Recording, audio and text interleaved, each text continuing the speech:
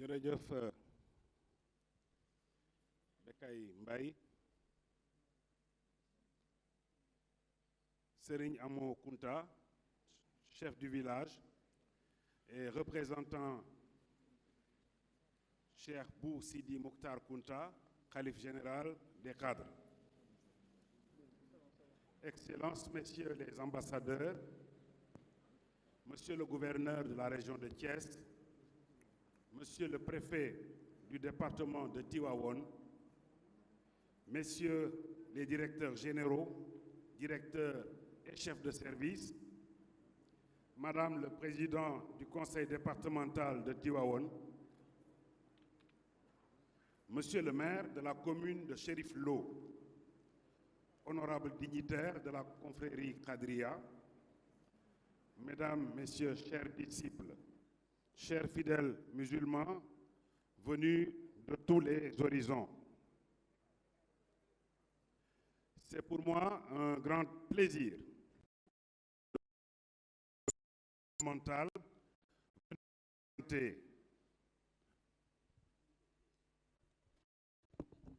venu représenter Monsieur le Président de la République à l'occasion de cette édition 2024 du Gamou de Ndiassane.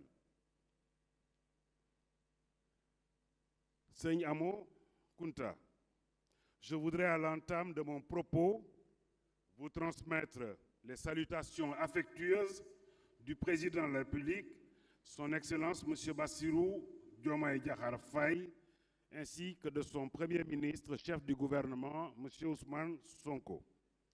Chers dignitaires et disciples Qadir, le Gamou de Ndiassane commémore, selon la tradition de la Qadria, le 8e jour de la naissance du prophète Mohammed, paix et salut sur lui, avec des milliers de fidèles qui, venant de tous les horizons, convergent vers cette cité religieuse, ce qui confère à cet événement sa dimension internationale.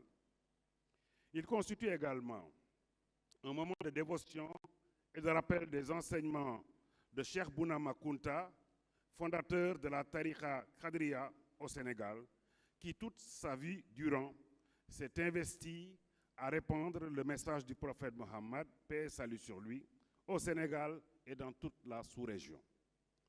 Son œuvre a été entretenue et étendue dans le temps et dans l'espace par ses différents héritiers et dignitaires de la confrérie Qadria, qui ont enseigné partout dans le monde les versets du Saint-Coran du prophète Mohammed, paix et salut sur lui.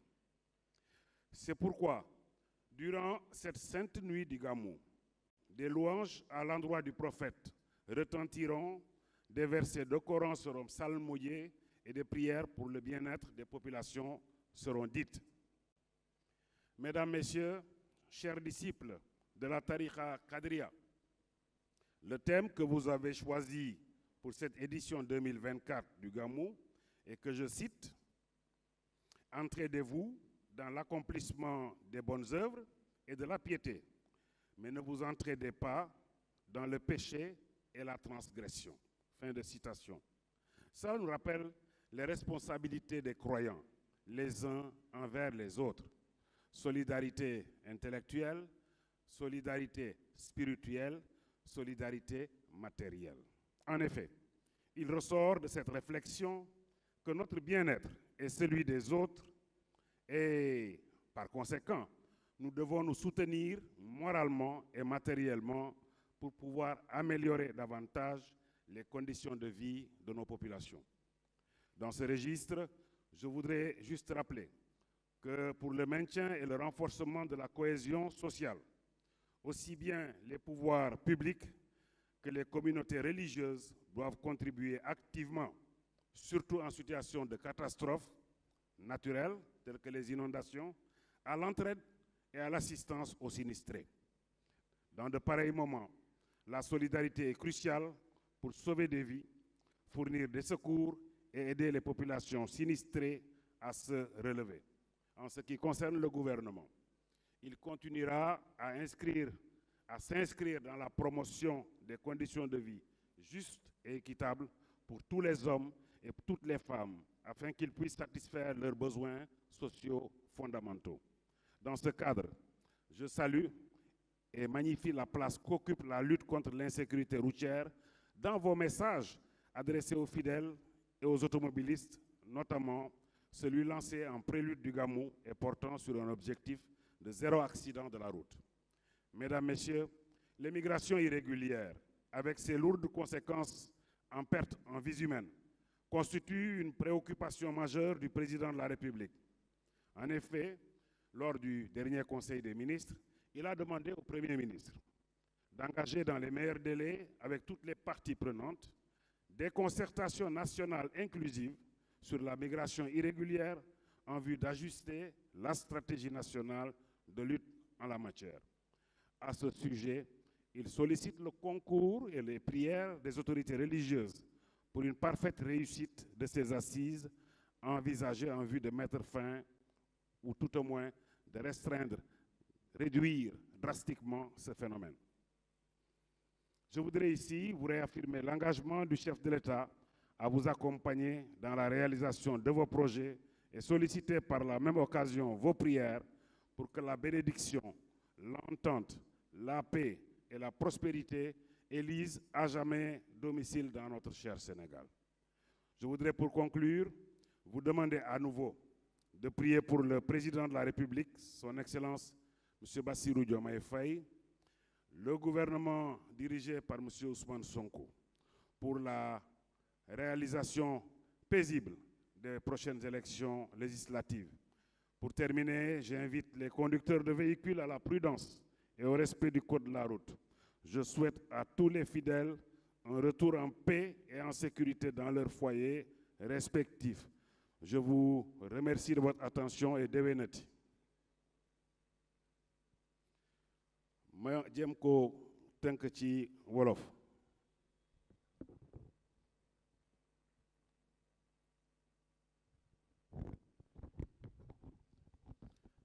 asalaamaaleykum wa rahmatullah wa barakatuh.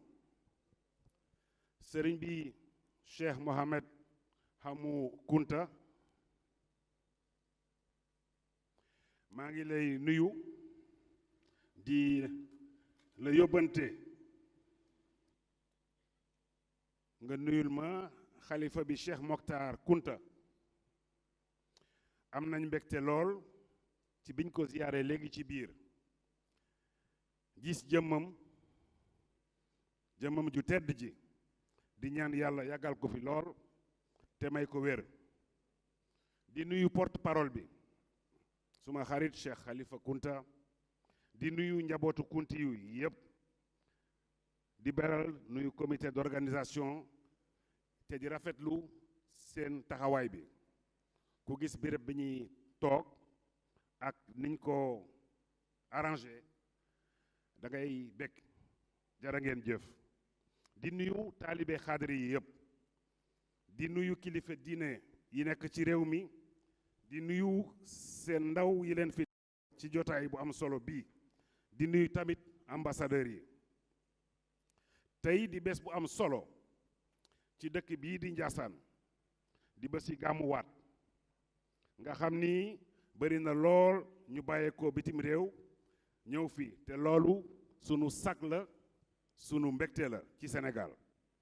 loolu moo tax président de la République, njiitu réew mi, yebal ma fii ma ñëw ànd ak délégation bi ma àndal teewal ko fi moom njiitu réew mi, waaye teewal fii it gouvernement bi yépp ci njiitalu premier ministre Ousmane Sonko. maa ngi nuyu xalifa bu baax bi Cheikh Mokhtar Kunta, di ko sant bu baax ci taxawaayam ak yaatalam ci wàllum diine ak ubbeekoom moom ak njaboot gi yépp.